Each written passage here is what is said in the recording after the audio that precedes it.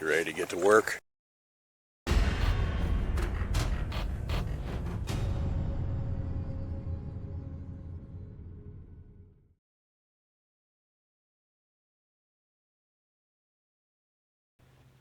Hey, good morning everybody, and welcome back to Dad Bear DIY. We're getting ready to start our fender trim on the 1999 Jeep Cherokee XJ. We've got her in the garage, and I just wanted to go over what I'm going to be using to do this project with. Again, I am going to be using the technique that's demonstrated by Dirk at DPG Offroad. I will add the link to that instructional video up here, probably here or there.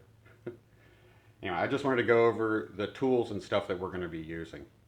So for the actual cutting of the fender, the metal we're going to of course be using cutting disc. We're also going to be using a flap wheel for like fine shaping, evening everything out, cleaning up the burrs and such. And then for our plastic pieces, I'm going to be using an air saw with a coarse blade, and then I'll probably use flap wheel to just clean and smooth that out and take any rough edges off of it. So this is a new air saw, so I'm going to have to add a connector for the air compressor. So we've got our connectors. Keep a bag of spare connectors, Teflon tape for that. Just going to be using Sharpies to mark the lines that I want to cut. Black, of course, for this, and I'm going to use silver for the black of the bumper covers. Got some rust reformer black primer that we're going to apply to the edge of the metal to prevent corrosion from there. As far as the other materials we're actually going to be using, these are the 1.5 inch wheel spacers that we're going to be using. Since we're not switching to a different lug bolt pattern, these are 5 by 4.5 to 5 by 4.5. This here is the leveling kit, front spring spacers that we'll put on here. Lastly, this is the trim that we're going to put along the edge of the fender, just to dress it up a little bit. Protective trim. This is a 5/8 inch wide trim, and this will be enough for the whole vehicle. So those are the items that we're going to use to do this. Again, we're going to clean this up, get this put together, get everything set. I'll get the pups out of here, and then we'll get going on it. So just wanted to show you what we're working on and what we're working with. I'll see you in a bit.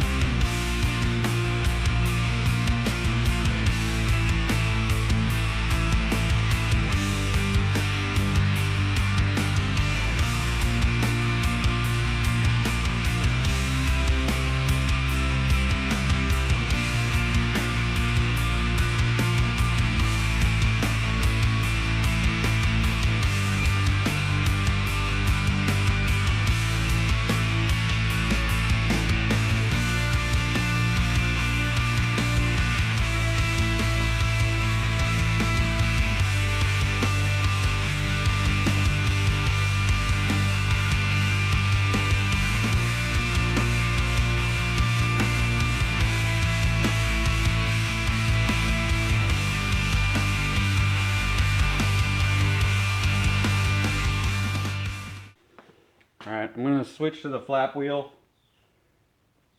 Try to clean some of this up real quick before coming over here to finish this off.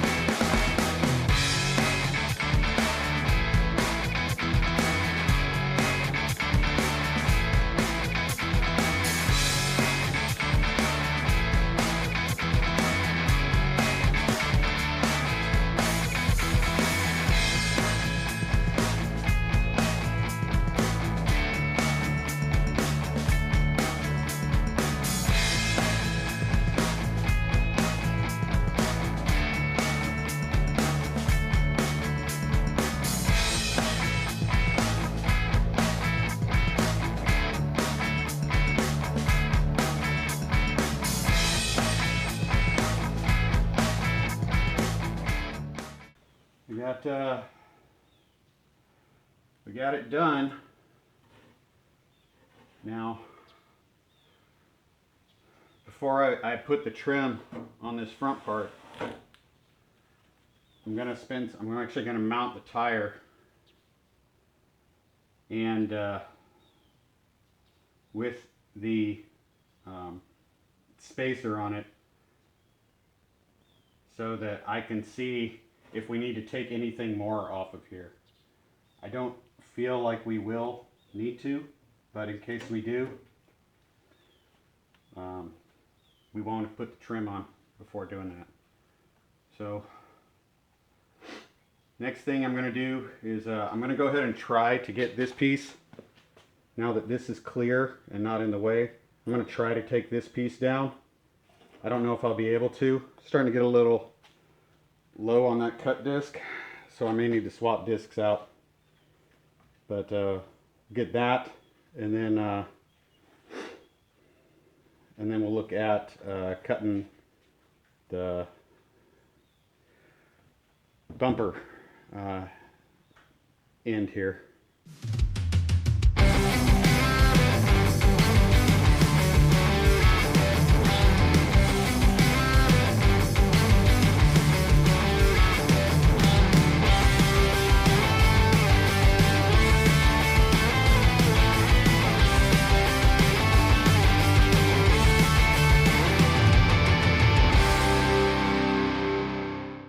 All right, I'm gonna get the auto body saw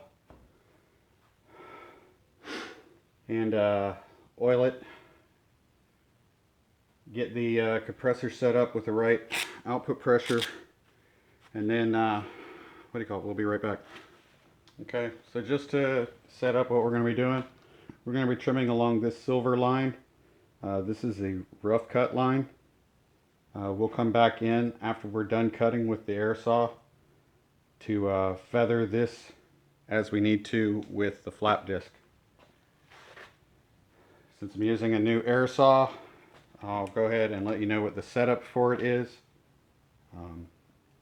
Maximum air pressure on this McGraw air saw is 90 psi, so I've got the regulator between the air tank and the tool set to 85 psi, and with our 50-foot line, that should guarantee we're probably going to be somewhere between 80, closer to 80 than 85, but that'll definitely be less than 90.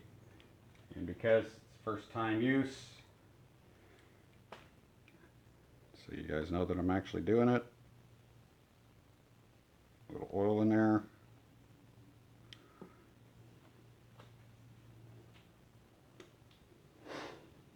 And then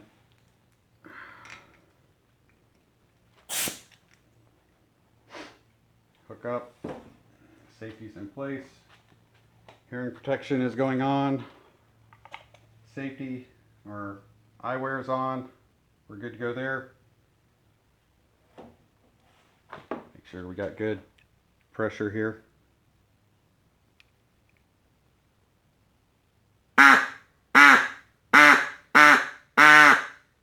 Okay, so like I said, we're going to go from here down. This is two-hand operation.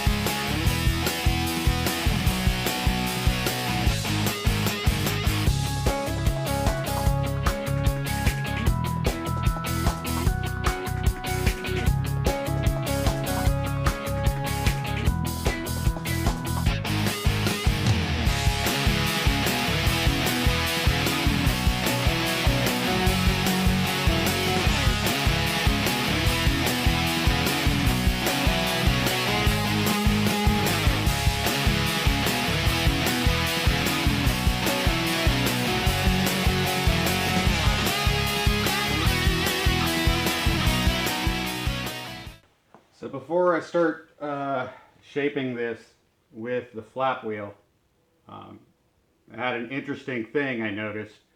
After I cut through, and the key is just letting the blade do the work, not putting a lot of pressure on it. I went to see if it was loose and it felt still pretty strong. So I went back in, you saw, and I cut again. It wasn't that I hadn't cut through it. It was that the heat generated melting the plastic, it had cooled and glued back together in some places. So just something to be aware of. Now I am not using a 35. I think Dirk recommended a 35 grit flap wheel. I've got a 40 grit. So that's what I've got. That's what I'm going to use.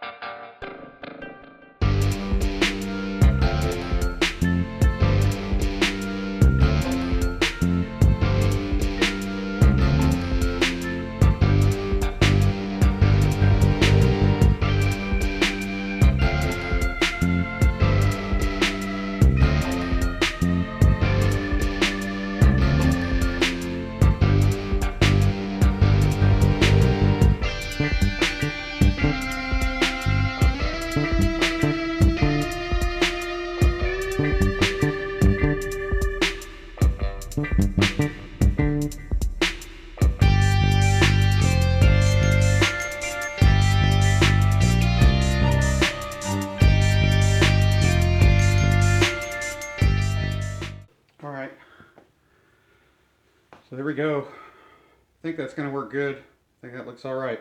So we're going to do that to the other side, and then I'll come back and we'll do the rear fender wells. Okay guys, it's the next day. Like I said, I'm taking my time on this. Today we're going to fit the wheel spacer and the tire on so that we can test to see if we've taken enough material out to be able to clear the areas that we have experienced rubbing in before. So again, I haven't had any issues on this side. It was on the passenger side, and I think that was because of the particular moment on the trail that happened and the way the wheels were aligned when I finally came down.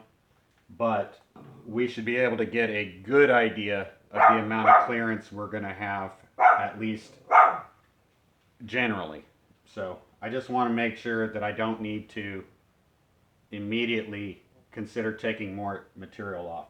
So what I'm going to be looking for is, hey, get out from under there. We're going to check to make sure that we've got plenty of clearance over here. This is the only area that that sticks out at all. So, I mean, there's room here for me to clear, but if I can leave that, I want to leave that. and then I want to make sure that we don't touch the lower control arms. So that's what we're going to do.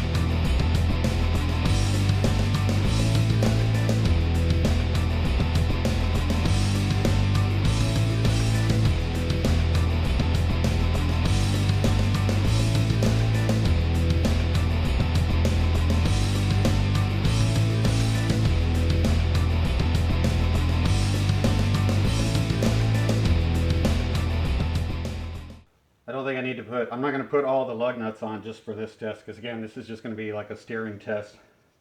All right. I think we're going to be really good back here. I think this is more than enough. We've probably got the better part of, and granted this tire isn't completely straight, so from the bottom here, we're looking at over like about 5.5 inches, 4.5. Probably looking at closer to 3.5 here on this one spot that I told you about. I can't really get the tape in there. So, but I think we're going to be okay. And I do know that this is going to come up, of course, when it gets, well, actually, we're on the axle, so this is with the weight on it.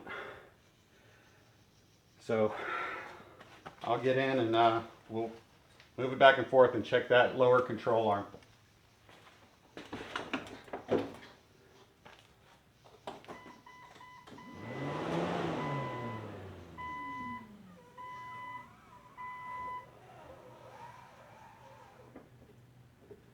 Okay, that's full lock.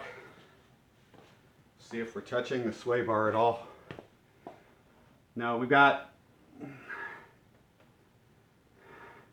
from the closest point to the sway bar, we've got about an inch. Yeah, we've got about an inch with, I think, room for suspension travel. Let's go the other way. This one's the one that ain't going to be the most important.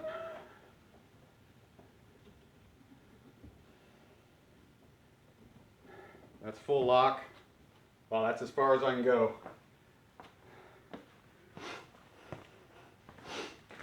See if we can tell if it is touching. And we have, again, we have about an inch from the lower control arm. So that should definitely take care of that issue. Get it lined back up. There. Seems to be about right. So yeah, like I said, that's just an 1.5 inch spacer. I wasn't trying to go crazy with it.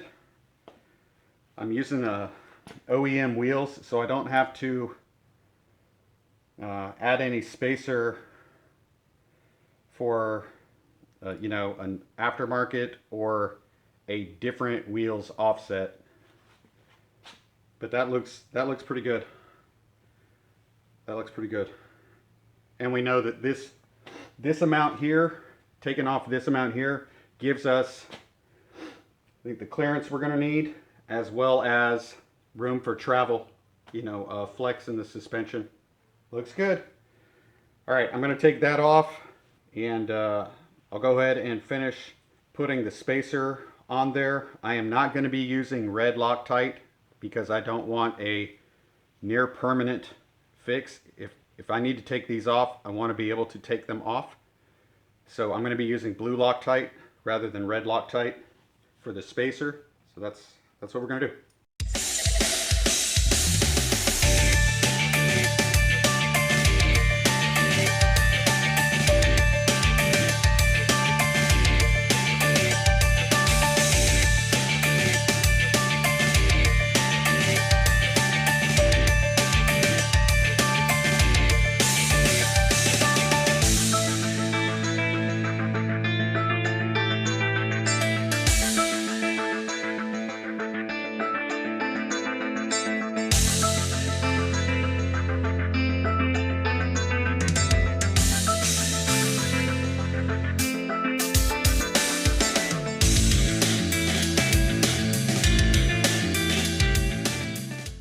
right, now put the wheel back on.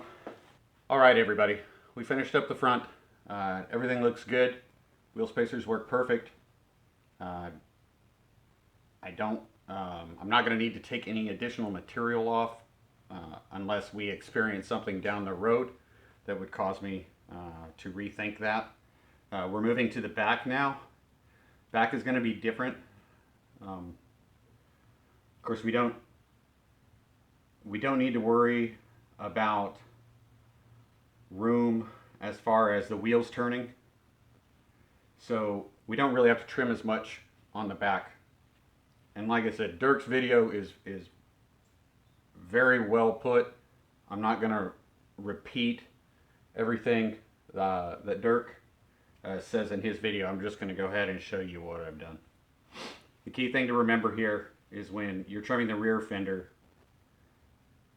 the unibody is held together and there's structural support in this rear fender via spot welds. And I've marked mine with a Sharpie, and what I did, rather than just putting a dot, I actually put a line at the bottom edge of the spot weld so I know where the actual bottom of the spot weld is. And we're really only going to be taking off enough to go just, really, I'm going to leave just enough room for the trim to get on there. So roughly 5/8 of an inch down. Again, all the spot welds they're not all precise, they're not all uniform. So I may end up coming across and cutting one or two of the spot welds may come out, or they might be cut in half. But the idea is to keep as many of the spot welds as possible. Otherwise, you may have to come in and reattach with spot welds or welding, however you would do it, to reestablish that structural integrity.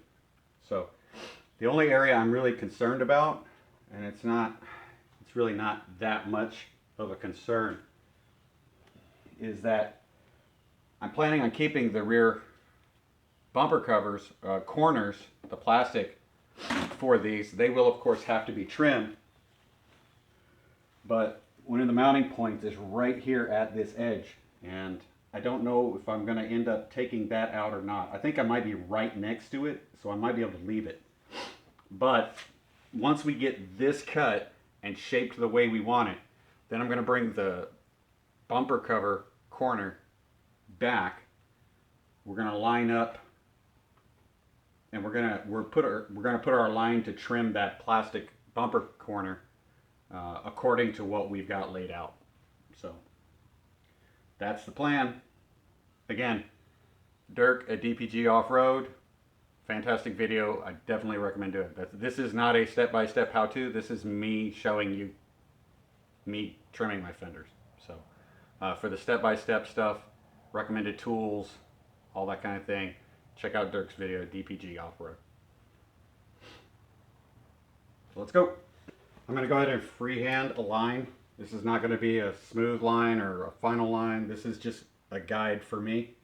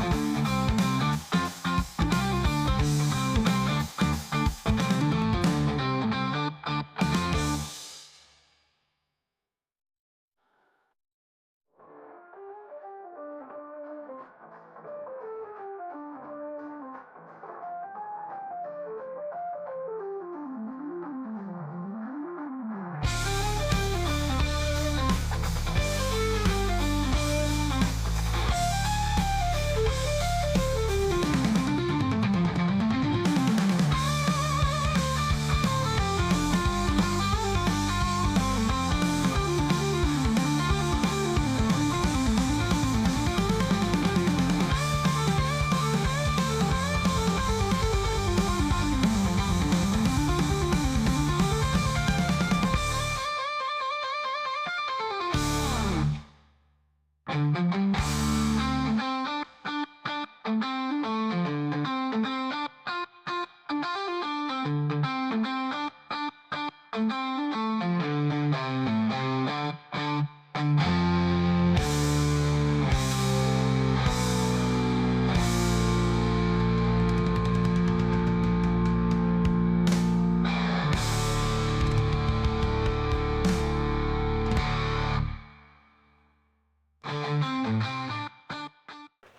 think that went pretty well. I don't think I actually lost any welds.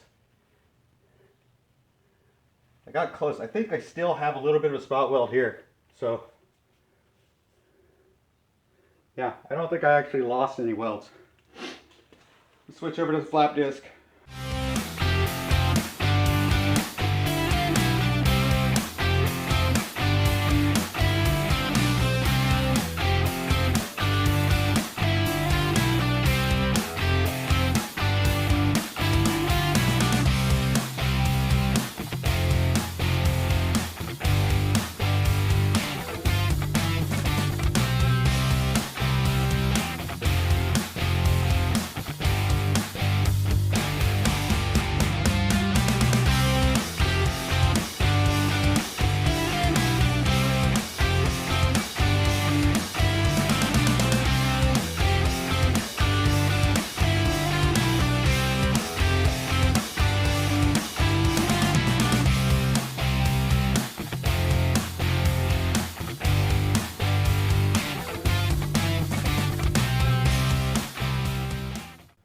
All right, I'm gonna grab the bumper corner and put it on, and we'll make our mark for trimming it. So we've got our bumper corner back on, and now I'll mark on the bumper corner where we're gonna put the where we're gonna trim it. Sorry, I was thinking of something else just as I started to say that. So.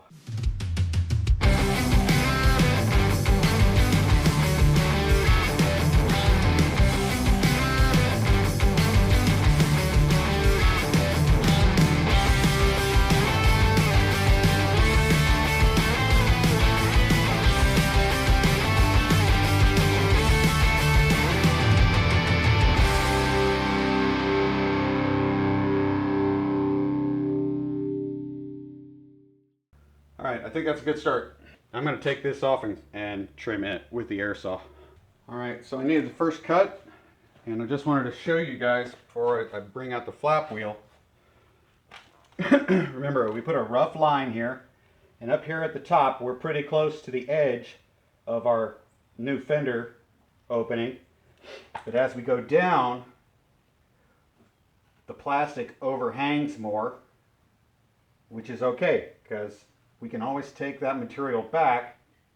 You can't put it back in. That's why this line here, the first line, is a rough line. It's okay if it comes over a little bit. You can start it out a little bit further than I did. But what I can do now is I can go back in here with the flap wheel and I can massage this down until it lines up with our fender opening.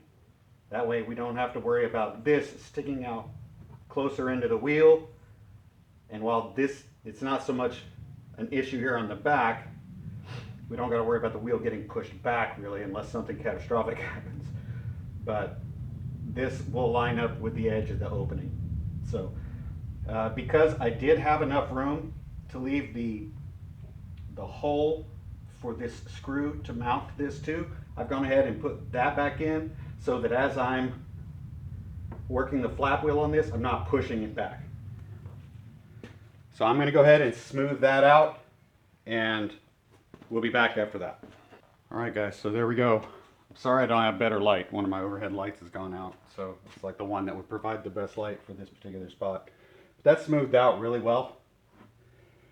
So that, I'm really digging that. And as far as the driver's side goes, we're pretty much ready to clean up and put the trim on. But before I do that, I want to go ahead and do the other side. So I'm going to go do the passenger side, and then once that's finished up, I'll come back and I'll show you about putting on the trim. All right guys, we're back. and finished trimming on all the wheel wells now. Got the spacers on, wheels back on, torque down. Everything's good there. Bumper caps, corners are trimmed. I still have to, I've got the screw in the front where it was holding it, but I still need to do the ones in the back. But right now, we're doing one of the last steps before putting the trim on. And that's putting some rust preventative around the edge. Again, we're just trying to minimize the chance of rust. I got a little bit left in this can. I'm using Rust-Oleum rust remover. All right, so the way I'm going to be doing this is the same way that Dirk did. I'm going to be taking the paint. I'm just going to be spraying it on these rags, and then I'm going to be putting it along the edge. So I'm just going to put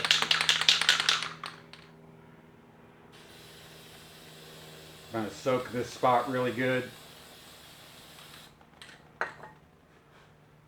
And then I'm going to run along the edge with it.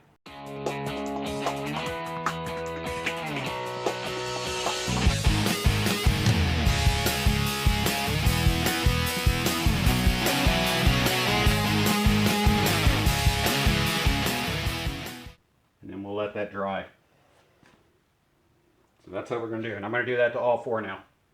Alright guys, so got the paint rubbed on all the bare metal spots, and that is gave that time to dry. So now we're going to do the last step before putting on the trim, and we're going to be taking some isopropyl alcohol, and we're just going to be wiping down the edge that the 3M adhesive strip is going to stick to, so it's got a good surface.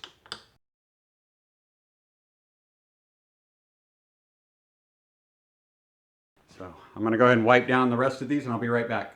All right guys, real quick, this Protecto trim that we got, this 5/8 inch, it comes in a 30-foot roll, which is going to be more than enough to do all four and to have extra in case you make a mistake. So I'm going to try to get a rough idea of how much I need. I'm going to cut that, and hopefully I won't have to cut another one. I'm going to be using a set of wire snippers to do this. We're going to start on the back because that's where the camera's set up, and then we'll move to the front, and then the next time you see me, I'll have this thing rolled out and showing you guys what it looks like.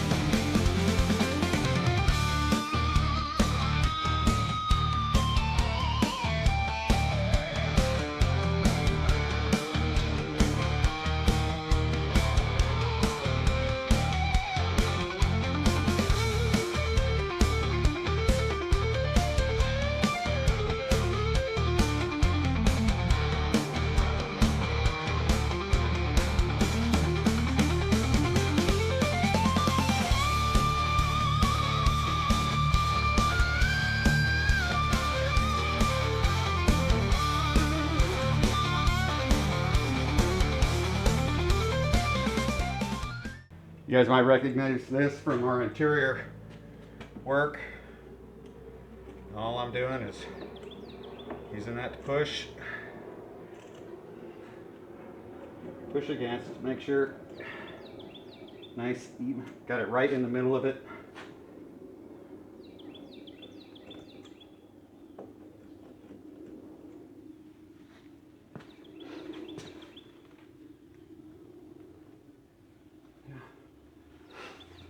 There you go. All right guys, we're up front.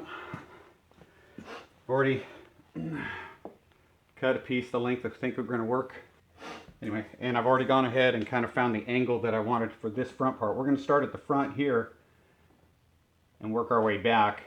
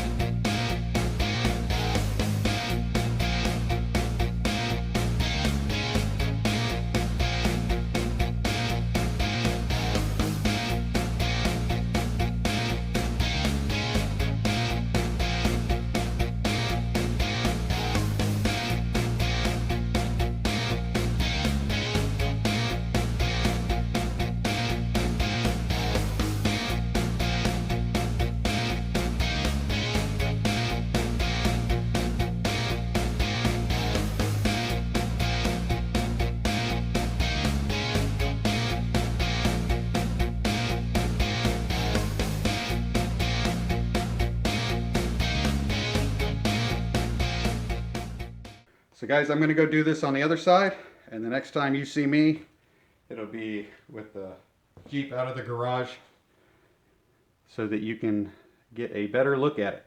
All right, everybody, we're done with the fender trim project. Now, I will say this, I decided to not install the leveling kit, the spring spacers, right now. I'm just going to see how this goes. Might be good, and the visual deception of the wider or wheel well can kind of change the appearance of the rake. So anyway, I want to show you guys the finished project or product. Goodness, I'm so tired. If you guys can see, I'm like soaked. It's a little muggy today. So it took me what, 3 days, I guess, taking a breaks and everything, but a totally worthwhile project. And I'll tell you what, when you saw me fire up the grinder that first time and cut into that front fender, I was blinding myself. I'm not kidding. I was like, as soon as that thing started going, I was like, this is going into metal. I wasn't going to let myself get psyched out by it and talk myself out of it. It was going to happen. That's why it kind of happened very quickly. This is my first time cutting fenders, so let me get you a look at the finished product. First of all, we'll go ahead and do a side stance. Now I know this isn't on level ground,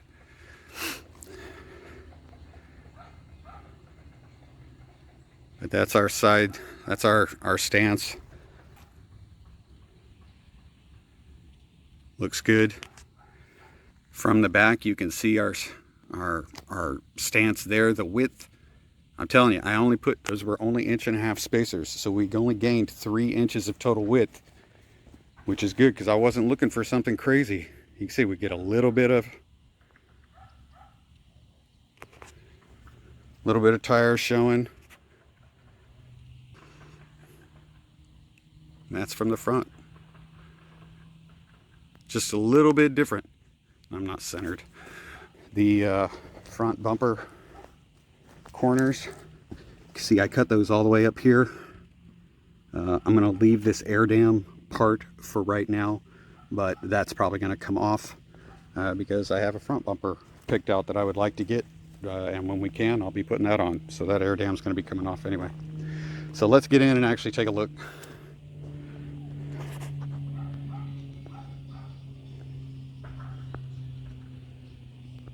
That trim just looks fantastic. And again, we've got the appearance of wheel clearance is dramatic. That's a big change. And here, I would say it's a little more subtle, but it's definitely noticeable.